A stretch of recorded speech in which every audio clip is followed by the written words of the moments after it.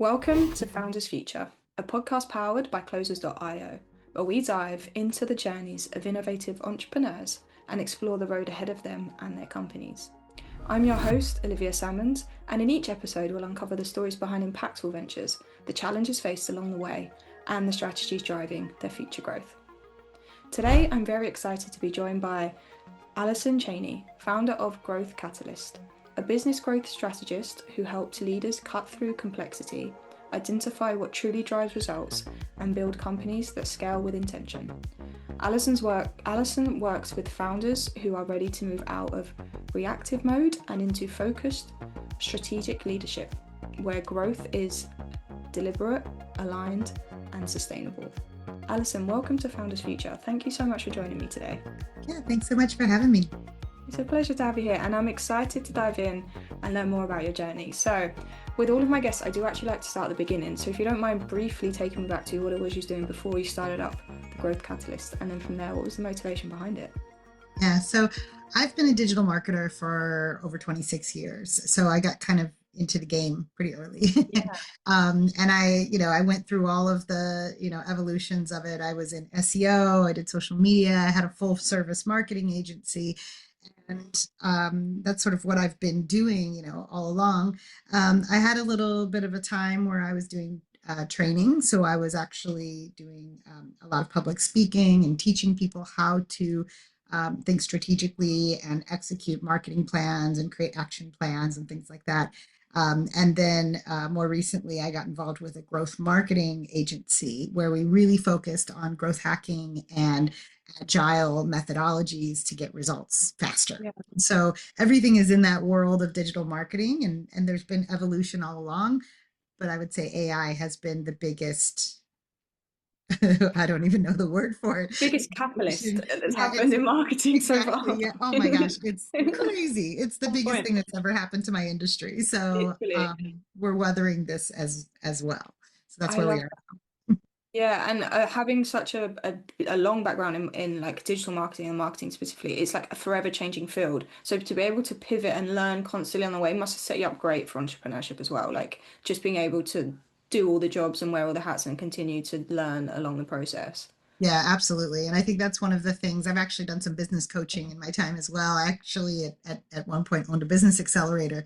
So I've been Good. on that side of entrepreneurship as well, as not only being an entrepreneur myself, but Yeah. coaching others. And that's the thing I always tell people is one of the things you have to be able to do is be adaptable and don't get stuck on one thing, especially with marketing, because as soon as you get stuck on one thing and you're doing it really well, something else comes along, whether it's social media or TikTok or whatever the Yeah, thing is we're doing, there's going to always be something, and now it's AI. So we have to be absolutely. adaptable or else we're just going to stagnate. Literally adaptable, light on your feet, and pivoting like a ballerina every time you Yeah. can. But let's dive into the growth catalyst a little bit more, so the listener can have a little bit more context moving forward. So, like, when it comes to your like ideal client, who would you say you really, really love to work with the most? And then from there, how would you help them and how would you support them throughout their journey? So I love working with entrepreneurs who are my favorite type of entrepreneur is the one that comes to me with all sorts of ideas and they say, I don't know how to turn this into action, because that's my superpower. And that's where I'm able to provide something that I just naturally am really good at. And of course, my team as well. I'm not just here by myself, but me and my team are really good at listening and hearing where people are with their business and their growth goals, and then Yeah. implementing an action plan that actually gets results instead of just talking about it or, oh, you should try this, or here's a tool. We're actually walking with them and holding their hand. And so those people that are excited about that sort of, you can tell right away because they're looking Yeah. for it. They're like, I just need someone to hold my hand because I've got all these amazing ideas. How do I get them out of my head? And I just had a conversation with someone the other day, and she had been talking about this thing for years. And she's like, oh, I want to do this thing. And of course, and I'm like, okay, so why haven't you done it? She's like, I don't know. Nobody just seems to understand what I'm saying. And I was like, give me a minute. I went, Yeah. some AI, created a plan, came back to her, and she was like, oh my God, you just put on paper the thing that's been in my brain for years that I couldn't get anyone to understand. And now I can take this to a team and make it happen. So I love it when entrepreneurs are in that really exciting stage of growth and ideas, Yeah. looking for someone to support them to make those ideas actually into an action plan that comes to life. Love it. And it is like obviously I speak to a lot of entrepreneurs as well, and it does seem to be a thing. Like half of them take so long to just do it, just get stuck in. It's like I've been thinking of this process for ages, and it must be quite a challenge to get that out of you sometimes and just on paper. Like how do I muddle those words that are in my brain? Like how do I make other people understand the vision that I see? Totally. And that's why sometimes I joke that I'm like sort of a business therapist because it's like sometimes someone just needs another ear to hear Yeah. them and validate them because they get, and I do it too. I mean, that's just human nature. We get stuck in Yeah. our heads. We start to second guess ourselves. We don't have anybody else, especially nowadays. We're so isolated behind these Mhm. screens and in these isolated pieces of the world where we're just like, not just physically, but just like literally behind our screens. We don't have other people around us. We're all working remote, and especially with entrepreneurs, we're often just a team of one or a very small team of not very many people. So we're kind of working by ourselves alone and we don't have anyone to give us feedback. And that can cause people to get in their head and start to spin out and say, I don't know if it's a good idea. Is somebody going to make fun of me? Is this stupid? Or how am I going to make this happen? I've got 10 other fires to put out. Or they get right there and they're ready to launch something. And then the phone rings and then they just go off down a rabbit hole. And so, it's having someone there to kind of, hold them accountable and guide them through it and take all of that stuff in their brain and put it on Yeah. paper. That's the key. I think a lot of entrepreneurs are looking for, and they're just trying to figure out how to get there. I know I do it too. I've Yeah. looked for support as well. No, fully. I think everyone's kind of guilty of it because you do, and as you say, you do get that imposter syndrome that kind of sits in like, am I not good enough to do this? Can I actually do this? Like, will anyone actually want this? And then it is the overwhelm of, I have so much to do already. Do I want to be Mhm. like, how do I like add this on top of my plate without causing burnout? So yeah, just having that ear and a fresh set of eyes sometimes looking over things and just realizing that that situation is a really good one. Yeah. But so like Alison, when it comes to obviously you have a great background in marketing, so when it comes to like acquiring customers, I'm Mhm. very intrigued as to find out how you're going about doing it for yourself. So like in terms of methods and channels, like what are you finding most effective at the moment? Oh my gosh, I tell you, this has been such a humbling process because I'm a marketer. I've literally created online certification courses that are like accredited. So I'm considered the expert. And yet I wasn't implementing my own things, right? I mean, this is like the story of like the plumber with the leaky faucet and the Yeah. landscaper with the crappy yard. Like that's me. I'm the marketer that can't market myself.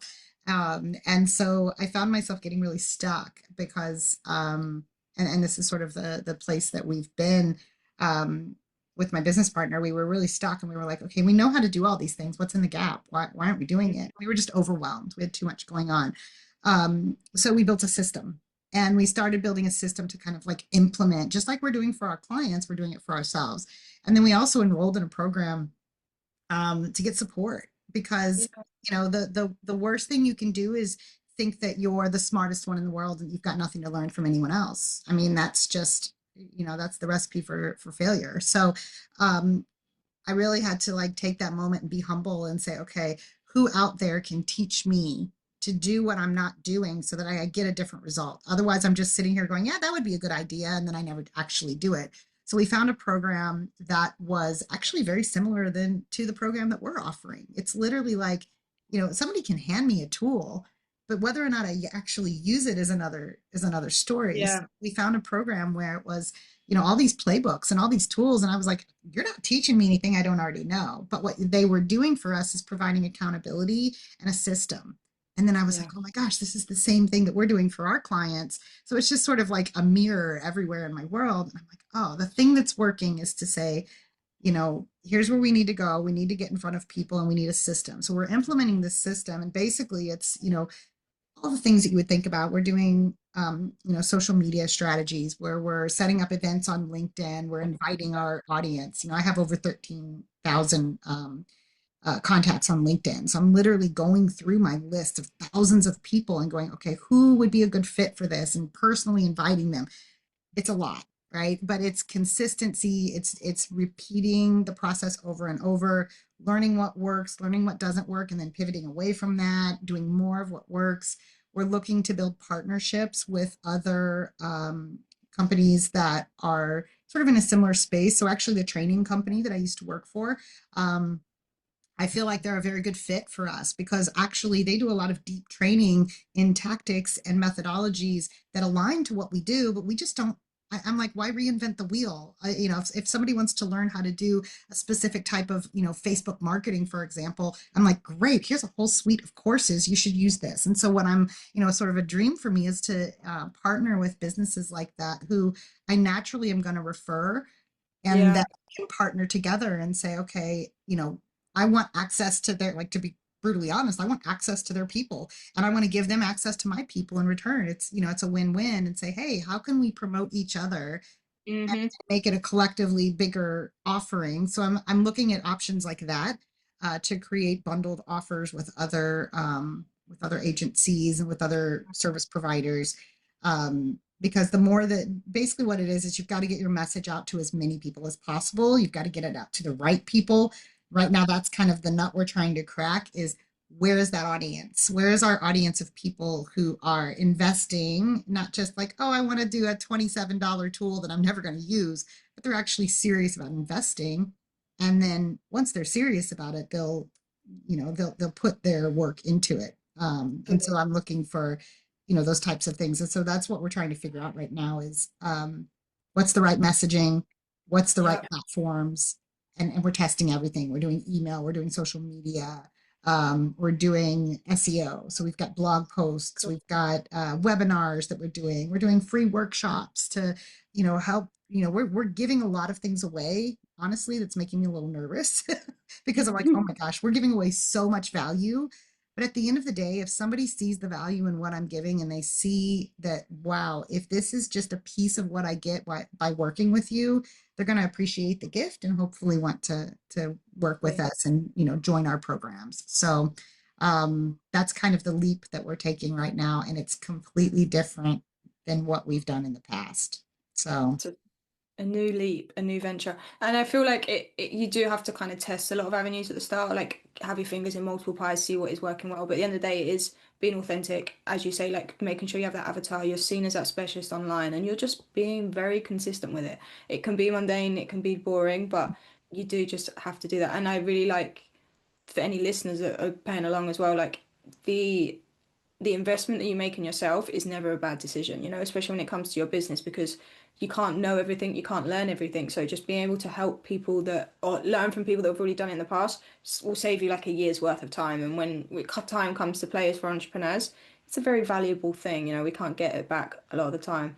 Um, but so do have a team that work with you as well then? So like what does that end of it look like? Like how are you being supported on the back end of things and not going crazy as an yeah, entrepreneur? so it's interesting because our agency actually, so Catalyst or Growth Catalyst, we evolved out of another company called Orange Pegs. Orange Pegs been out around over 10 years. We had a huge team. We had a team Yeah. of all sorts of growth hackers of all sorts of different, levels of skill, from copywriting to advertising, all the, analytics, all these, types of things. And and that came along with a big retainer. And what we Yeah. found was, once AI started happening, all of our clients started kind of dropping off and all the leads dried up. And we're like, what's happening? We're like, oh, it's because we started hearing this story of like, well, I can just use AI now. And oh, why do I need to hire a copywriter that takes longer and I can actually, create a blog post in 20 minutes versus 2 weeks, right? So there was like all of this, like, and I was like, I can't argue with that. And so we went from a team of probably almost 20 people to a team of two. Okay. And that was scary. And also it's just part of the evolution of business. It's what It happens. is.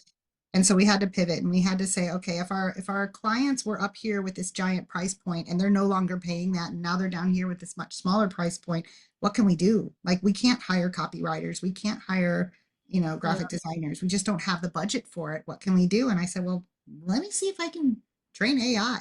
I jumped in just like anybody else did. And I was like, let me see what I can do because we had nothing else. So now my Yeah. team is, I joke around like I taught a bunch of robots to do my job. So now my team is I have one human business partner and several custom GPTs that are doing a lot of the work that I would say about 90% of the work that we used to do. So Amazing.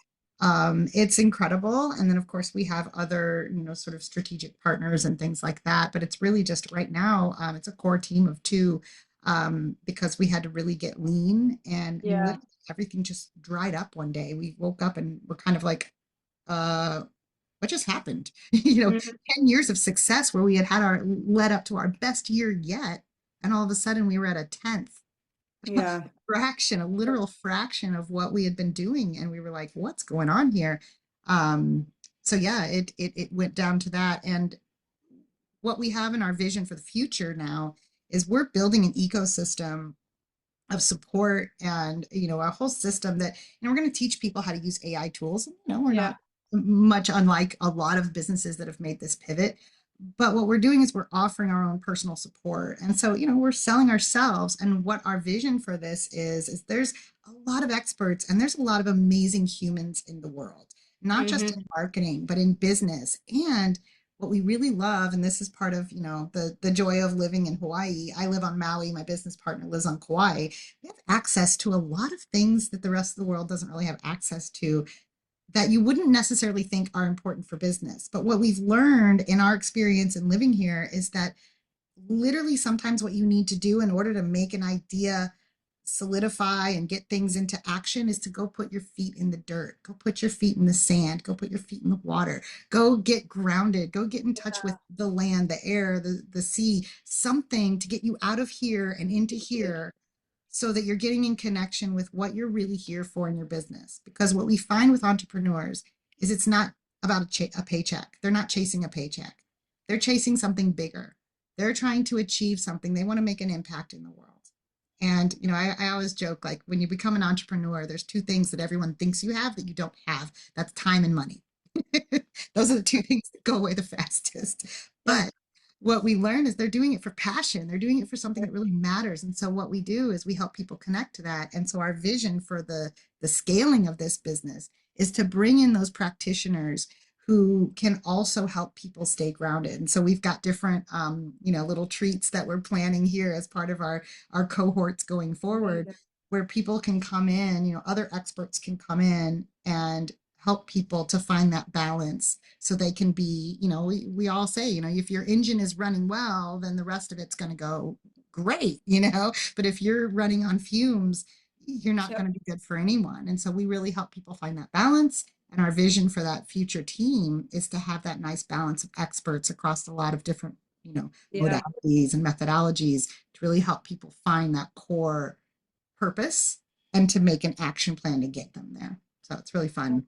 I'm excited Yeah. about what it's going to be in the I future. am. I'm excited for your future because that does sound amazing. And it does just take that minute of pause, right? Even if you can't go and like listeners out there that aren't close to the beach or to the sand or to the water, just step outside the front door and take 4 big breaths, like it does Absolutely. change so much. That overwhelmed feeling, that imposter syndrome, doesn't get me wrong, it doesn't completely make it disappear, but it does give you a lot of clarity going into big decisions you have to make or sitting down and doing some work. It just clears your mind and, as you say, gets you into your body rather than in your head, which is so hard Totally. to do. But Yeah. yeah, and I suppose like I have one final question to ask you, Alison, before we log out. So if you could go back in time to a younger self and you can only leave yourself with one piece of advice moving forward, something you know now, but that you didn't know then, what would you say to yourself? I think I would say trust yourself, because I actually was thinking about this. I was thinking about the younger version of myself in one of my first jobs, and I had all these ideas, and I was so afraid to share them. And I was sort of waiting for permission. And I remember, even I was just thinking today of an old boss, and I can remember sitting there and thinking I had all these ideas, and I was like, wow, I really just sat there and waited for him to tell me it was okay to share my ideas. And I wanted to go back to that younger version of me and say, don't wait for permission. Trust yourself. Your ideas are amazing. And even the crappy ones are great, because even crap ideas get you somewhere. If I have no ideas, I am 100% going nowhere. But Yeah, if I've got ideas, even if they're all horrible, ideas make things move forward, and it gets things moving, it gets momentum, and a horrible idea may lead to something amazing. And we actually have this thing we do. this little cultural piece that we teach, all of our clients, and we practice ourselves. We call it the yes and. So when someone has an idea, even if it's horrible, you say, what I like about that idea is, and what would make it even better is this. So you're saying yes, you're not saying no to something. Yeah. You're saying and if I would have known that 30 years ago, that younger version of me would have trusted herself and been a lot bolder and stood up and said, hey, I've got an idea. And I don't even care if you think it's horrible I because love there's that. something good in this idea. Can Yeah. we talk about it? So, And yeah. you never know when a bad idea is a bad idea until you tried it. So you should try all your ideas out, people, Yeah. generally. And And that's what we do with every idea. We say, test it. I love it. There's no idea. Just test it. Let's see. See what happens. What's the worst that can happen? It doesn't work. That will literally be the worst thing. Yeah. But Alison, thank you so much for joining me today and for sharing your incredible journey and insight with us. Where can our listeners reach out best to work with you or connect with you if they would like to do so? So you can find us at growth-catalyst.io. We actually have a amazing monthly workshop that we're doing right now. So you'll find our next workshop date on our website, and will also be a link in this podcast episode. It's called AI and You, or AI plus You. So basically, what that workshop is, it will teach you how to build your own AI marketing companion, totally free. If you love it and you want to keep using it, and you feel like you vibe with us and you want to work with us, then we also have that offering as well. But right now, we just want to get people into using the tool. And so if you go to growth-catalyst.io, you can learn more about us, sign up, apply for our workshop, and then you get a little taste of what we do and see if it works for you. And if it does, amazing. We'd love to just help more businesses grow as much as we can. Amazing. Love it. So to our listeners, you had that right. Please go and check out Alison, all the amazing work she's doing, growthcatalyst.io. And do not forget to subscribe to Founders Future via wherever you listen to your favorite podcasts.